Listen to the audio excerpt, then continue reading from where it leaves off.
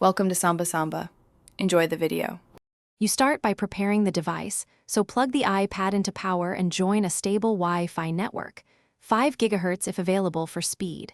Next, make a full backup to iCloud or to your Mac using Finder. This preserves settings, apps, and photos in case you revert. Once done, free at least 10 GB of storage and update any apps that require newer frameworks. These steps prevent interruptions and data loss. They get you to the point where the installer can run smoothly and quickly. Now, open Settings, tap General, then Software Update, and download iPadOS 26. The installer verifies the package automatically. Tap Install and accept the terms. Choose Install Now for immediate setup or Install Tonight to wait. Either way, keep the iPad connected to power. After the install, proceed through the setup screens, enable new privacy controls, and review app permissions.